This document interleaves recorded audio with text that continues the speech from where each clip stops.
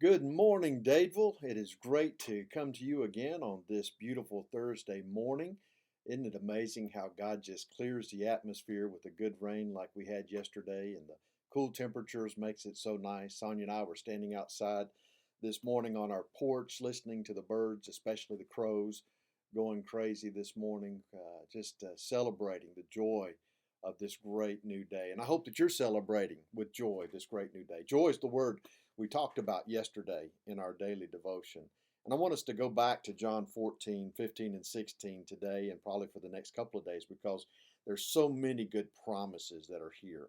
Day before yesterday, we talked about peace, the peace that only God can give us, the peace that Jesus promised to us who are his children, who are followers of him, that peace that doesn't isn't affected by the circumstances of life. In fact, what it means is that word irene is that in harmony, all of these things happen together, and God uses them to give us something good, something special. Just like what's happening in this time of isolation and quarantine. I know that many of you are so concerned about what's going on, and I'm concerned about the people who are affected by this, and I'll talk a little bit more about that in just a minute. And so many people are just frustrated and they don't know what to believe or who to believe. Here's what I believe. I believe that God is taking this time to slow us down, give us time to spend with our families, give us time to think about what really is important and to focus on Him. Even if this is a bad thing, God has promised that He will take those things and weave them together in harmony so that we will have true peace in him, knowing that he's in control. Then we talked about joy, joy that is real and significant and isn't affected by our circumstances either. And it contains the concept of grace and thanksgiving. And truly, if you're a joyful person, it's because you've experienced the grace of God. And if you've experienced the grace of God, then you ought to be a thankful person. I believe that one of the key ingredients to Christianity is an attitude of gratitude, and we ought to always be thankful. But there's another uh, truly important theme in these chapters that I want to share with you today. In fact, you'll find this in chapter 14, but I want to go to chapter 15 of John and in verse 9 to talk about this next part of this. Jesus is continuing to speak in one of the greatest group of messages that we have in the New Testament. And he said, "As the Father loved me, I also have loved you. Abide in my love. If you keep my commandments, you will abide in my love, just as I have kept my Father's commandments and abide in his love." And yes, the word that I want to talk about today is that word love. It's an amazing word. And so often we take it for granted because in our English language, we really just have one word to express love, and we use it to talk about everything. I love pizza. I love my dog. I love my children. I love my wife. I love God. The same word to describe different relationships and different things in our lives. And we get so caught up in using the word love that sometimes we forget the depth of its meaning. Well, in the Greek language, there are multiple words for love, and the word that is used here is the word agape love. It's the godlike kind of love, the kind of love that God pours out upon us, that He poured out on us on Calvary's cross and pours out on us every day. That godlike love that causes Him to sacrifice for us. And it's the kind of love that we as believers are called to have for our Father, for our spouses, for our families, for our world.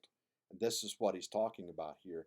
He says that we are to love, but the only way that we have the Father's love, remember I told you, these promises are for his children, for believers in Jesus Christ. And he makes this conditional. He says, if you keep my commandments, you will abide in my love. Now, does that mean that if you tell a lie that God stops loving you? No, it's not what it's talking about. See, that word abide is important there. It's the idea of fellowship. It's the idea of communion. It's the idea of remaining with. And it's just like when you have a fight with your spouse, or you have a thing going on with your children that it gets heated and there's a dispute there.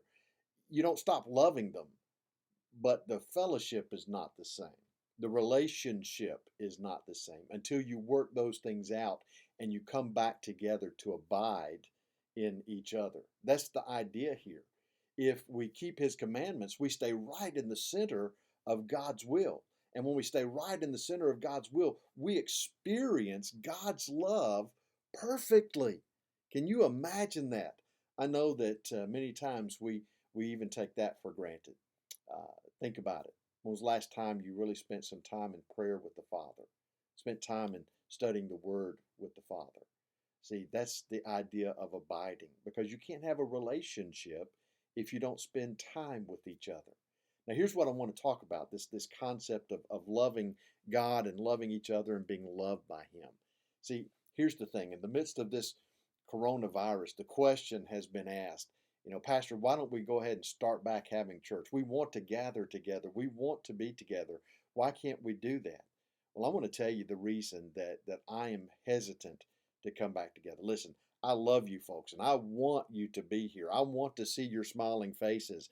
It gets old just seeing the staff. I mean, they're good looking guys, understand that, but come on now. Some of you would be much better to watch on Sunday morning as I'm standing up there preaching. Let's just be honest about that, right? Besides, they need haircuts too. So, anyway, we won't go into that very much. I would love to see you all back here. I want to see this sanctuary full again as we celebrate the risen Lord. I really do want that. But it's because of an abundance of love that I have for you that I can, in good conscience, recommend that we start back services right now. That's why we're waiting. That's why we're giving time for all of this to burn out, to go away, whatever the word is. And your leadership team here at the church is in agreement. And we want to do what's right because we don't want to do anything that's going to make anyone catch this virus. You see, it's because we love you. Yes, we love God. And I'm going to tell you, folks, if there was no way for us to spend time together, if there was no way for me to preach the word, if there was no way for us to worship together, then I would be right up there with everybody else saying, you got to come to church because the Bible says we need that time together. We need to worship Him. It's for our good that we do that. But we have this wonderful technology that allows us to hear the word and celebrate together and worship together.